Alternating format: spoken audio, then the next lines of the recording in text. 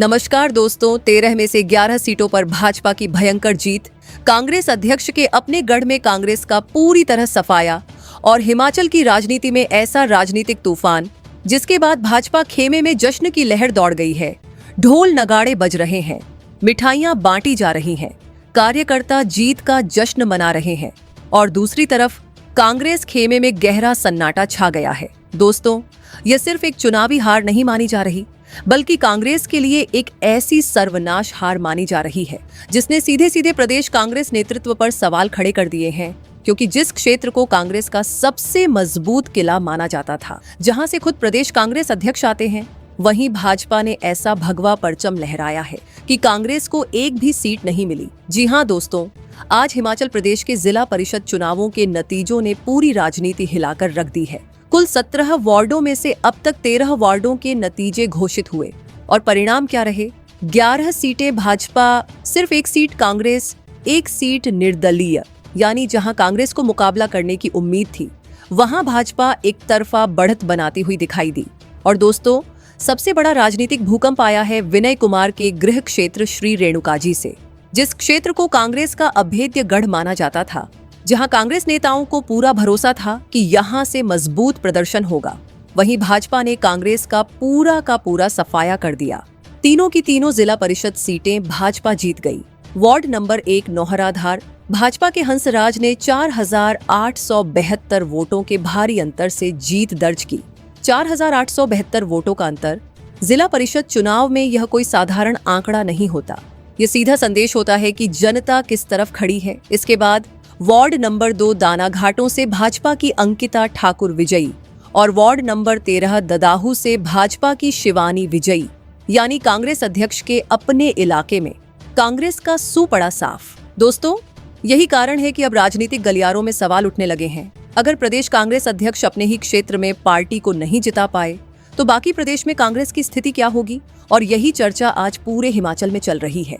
लेकिन कहानी यहीं खत्म नहीं होती, क्योंकि भाजपा ने सिर्फ कांग्रेस अध्यक्ष के गढ़ में ही नहीं, बल्कि हिमाचल सरकार के उद्योग मंत्री हर्षवर्धन चौहान के क्षेत्र में भी कांग्रेस को बड़ा झटका दिया है। शिलाई विधानसभा क्षेत्र, जहां कांग्रेस मजबूत मानी जाती थी, वहां 4 में से 3 सीटों पर भाजपा ने कब्जा कर लिया। वार्ड नंबर 3 रास्त से भाजपा की सुनीता देवी, वार्ड नंबर 4 शिलाई से भाजपा की इंदुबाला और वार्ड नंबर 5 टटियाना से भाजपा के बलबीर सिंह पुंडीर विजयी रहे, यानी मंत्री के अपने क्षेत्र में भी भाजपा का भगवा लहराता दिखाई दिया। दोस्तों, अब जरा पूरे आंकड़े देखिए। कांग्रेस अध्यक्ष का गढ़ गया, मंत्री का क्षेत्र गया, नाहन में भाजपा की बढ़त, पछाद में भाजपा का दबदबा और कुल मिलाकर 13 में से 11 सीटें भाजपा। यही वजह है कि भाजपा कार्यकर्ता इसे सिर्फ जीत नहीं, बल्कि जनता का विश्वास बता रहे हैं। वहीं कांग्रेस नेताओं के सामने अब जवाब देना मुश्किल होता जा रहा है, क्योंकि जनता पूछ रही है, अगर अपने ही गढ़ नहीं बचा पाए तो पूरे प्रदेश का नेतृत्व कैसे करेंगे? दोस्तों, राजनीतिक विश्लेषक भी मान रहे हैं कि जिला परिषद चुनाव भले स्थानीय स्तर के हों, लेकिन इनके राजनीतिक संदेश बहुत बड़े होते हैं। और हिमाचल से जो संदेश निकला है वह भाजपा के लिए बेहद उत्साहजनक और कांग्रेस के लिए बेहद चिंताजनक माना जा रहा है। अब सबसे बड़ा सवाल, क्या यह सिर्फ स्थानीय चुनाव का परिणाम है या फिर हिमाचल की राजनीति में किसी बड़े बदलाव का ट्रेलर? क्या भाजपा की यह जीत आने वाले चुनावों की दिशा तय कर रही है? और क्या कांग्रेस नेतृत्व को अब आत्ममंथन करने की जरूरत है? आप क्या सोचते हैं? कमेंट में जरूर बताइए।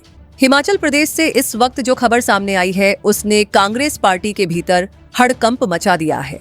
क्योंकि जिस राज्य को कांग्रेस अपनी सबसे बड़ी उपलब्धियों में गिनाती है, जिस राज्य में कांग्रेस की अपनी सरकार है, जहां मुख्यमंत्री कांग्रेस के हैं, जहां पूरा प्रशासन कांग्रेस सरकार के अधीन काम कर रहा है, जहां कांग्रेस लगातार दावा कर रही थी कि जनता उसके कामकाज से खुश है, उसी हिमाचल प्रदेश की जनता ने अब ऐसा फैसला सुनाया है जिसने कांग्रेस नेतृत्व के सामने कई बड़े सवाल खड़े कर दिए हैं। दोस्तों, ये कोई साधारण चुनावी नतीजा नहीं है। ये सिर्फ कुछ जिला परिषद सीटों का परिणाम नहीं है। ये जनता का मूड बताने वाला संकेत है। ये गांव-गांव से आया वह संदेश है जिसे राजनीतिक दल बहुत गंभीरता से लेते हैं। और यही वजह है कि भाजपा खेमे में जश्न का माहौल है, जबकि कांग्रेस के लिए यह नतीजे खतरे की घंटी माने जा रहे हैं।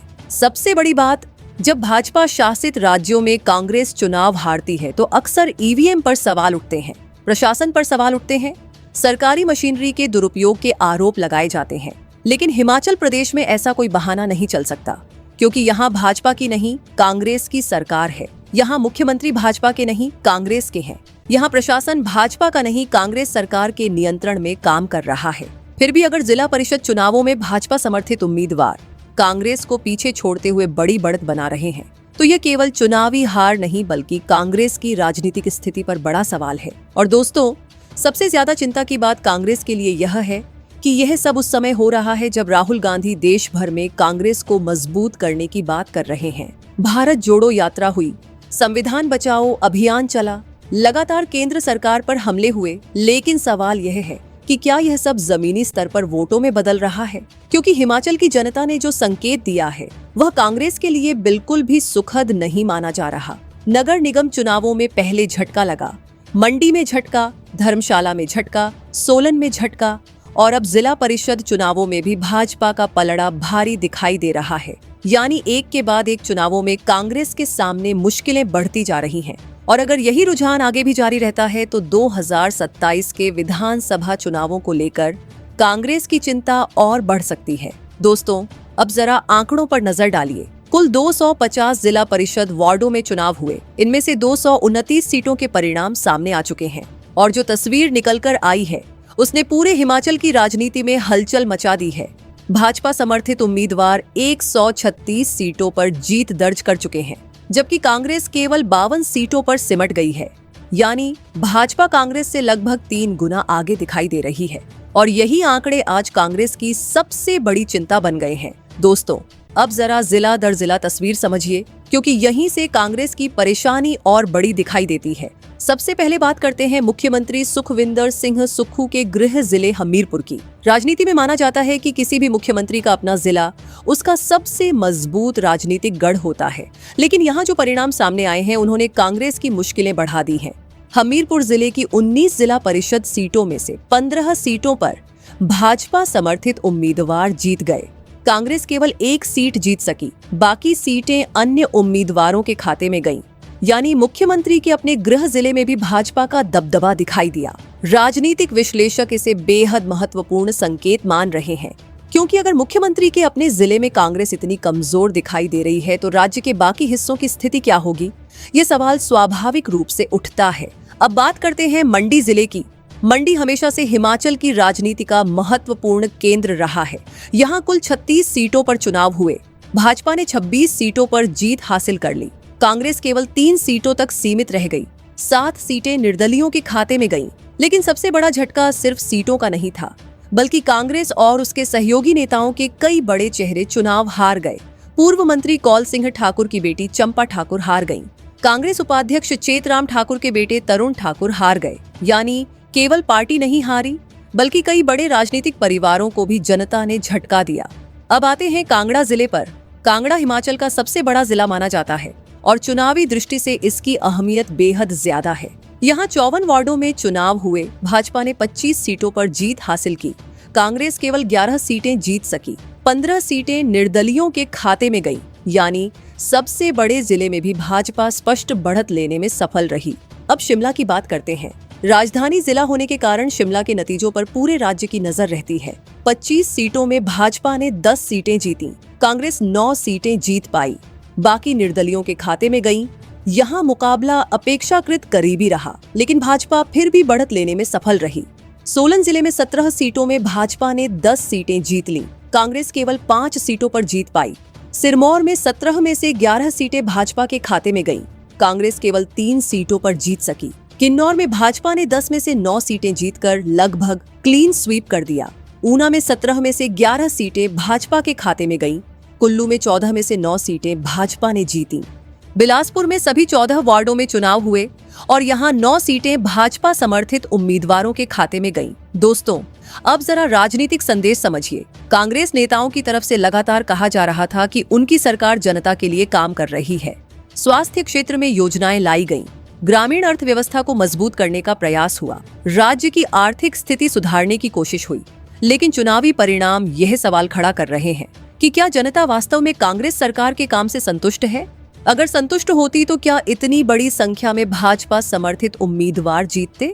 क्या मुख्यमंत्री के गृह जिले में भाजपा इतनी मजबूत होती? क्या मंडी, कांगड़ा, सिरमौर, किन्नौर और ऊना जैसे जिलों में कांग्रेस इतनी पीछे दिखाई देती? यही वह सवाल है जो अब राजनीतिक विश्लेषकों को परेशान कर रहा है। और क्या आने वाले समय में कांग्रेस की चुनौतियां और बढ़ने वाली हैं?